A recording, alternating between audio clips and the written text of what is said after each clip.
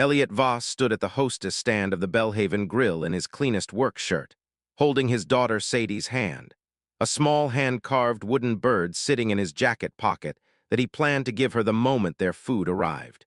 The waiter, a young man named Curtis with a name tag pinned slightly crooked, looked Elliot over once, taking in the grease still faintly worked into the creases of his knuckles, the boots that had clearly walked a job site that morning, and made a decision before either of them had said a word.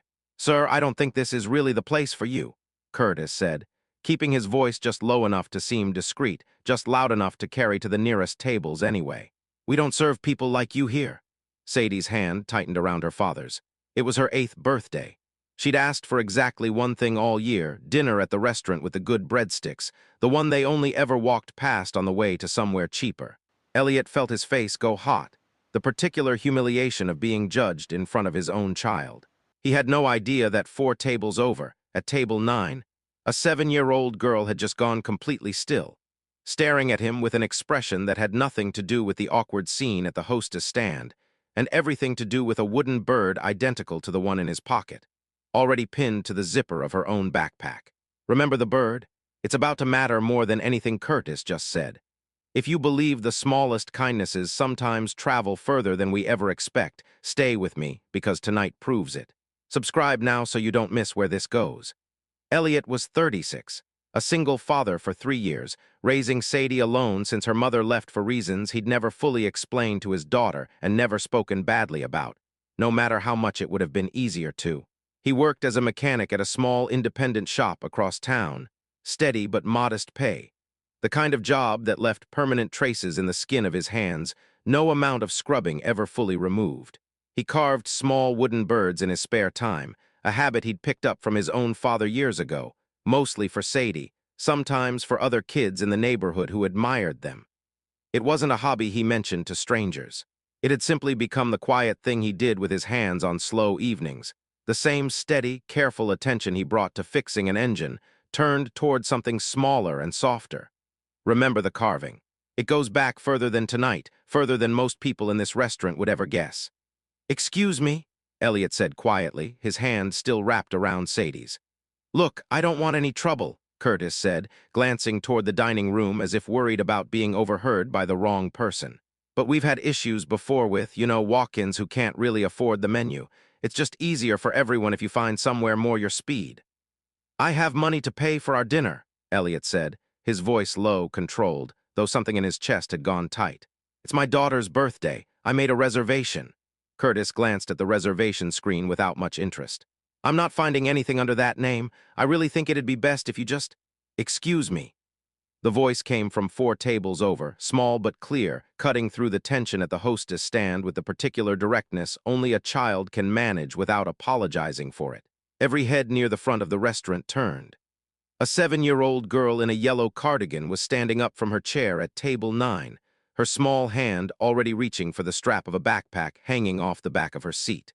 Her name was Ruby Bryce, and she was having an early dinner with her grandfather, a quiet, unassuming man in a plain gray sweater who had been sitting across from her reviewing something on his phone, until his granddaughter's chair scraped back loudly enough to make him look up. "Ruby," he said, "what's wrong?" Ruby didn't answer him.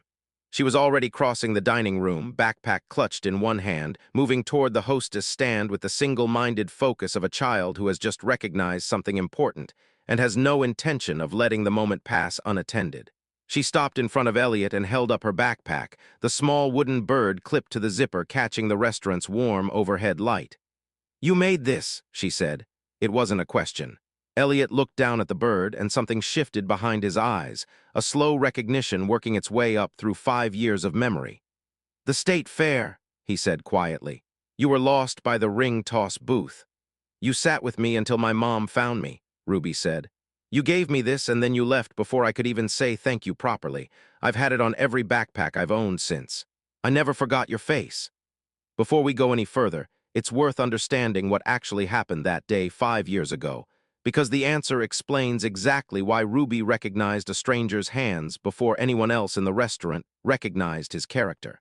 5 years earlier, Elliot had taken a much younger Sadie to the county fair for her 3rd birthday, the two of them wandering between booths on a hot August afternoon. He'd noticed a small girl crying alone near the ring toss stand, no parent in sight, the particular controlled panic of a lost child trying very hard not to fall apart in public. He hadn't hesitated. He'd crouched down to her level, the same careful way he approached every frightened child, and asked her name in a low, steady voice.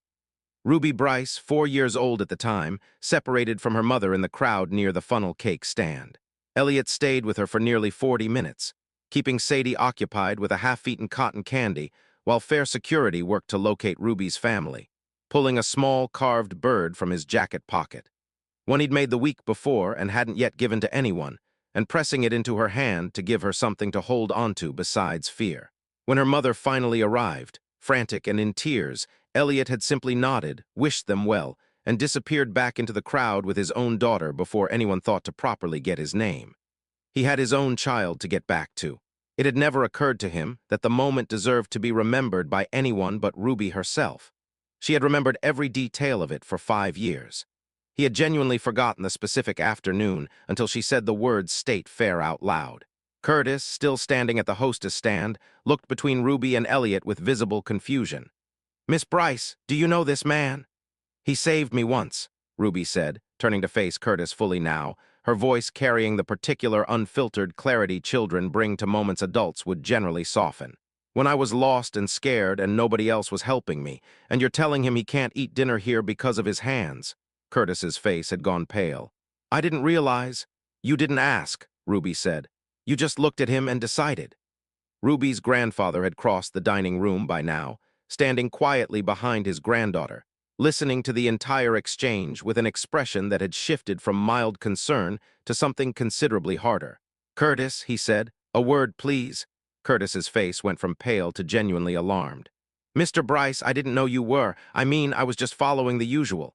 "There is no usual policy that involves telling a paying customer he's not welcome because of the state of his hands," Walter Bryce said evenly. "I built this restaurant on exactly the opposite principle. Everyone gets a table. Everyone gets served with respect. I'd have thought 5 years working here would have made that clear."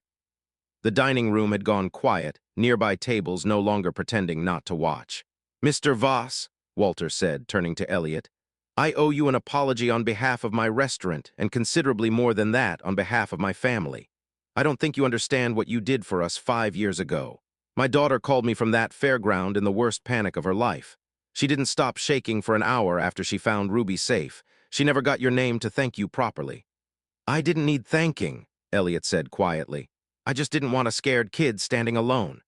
"That's precisely the kind of man this restaurant should have been falling over itself to seat," Walter said, "not turning away." Walter personally walked Elliot and Sadie to the best table in the restaurant, a corner booth normally reserved for private events, and quietly instructed the kitchen that their meal and Ruby's family's meal would be on the house that evening. Curtis was sent home for the rest of his shift, a longer conversation about the restaurant's actual standards scheduled for the following morning. Sadie, finally settling into her seat, whispered to her father, "Is this really happening? Are we staying?" "We're staying," Elliot said, still slightly stunned himself. He reached into his jacket pocket then and pulled out the wooden bird he'd carved for her that week, setting it gently on the table beside her birthday plate. "Happy birthday, Bug," he said. Ruby, watching from the next table over with her grandfather, smiled at the sight of it, an identical twin to the bird still clipped to her own backpack. 6 months later, Walter Bryce quietly instituted a new policy across all 4 of his restaurant locations.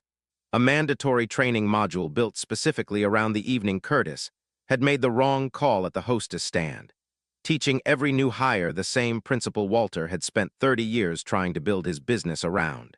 That appearance was never, under any circumstance, a substitute for actually looking at the person standing in front of you.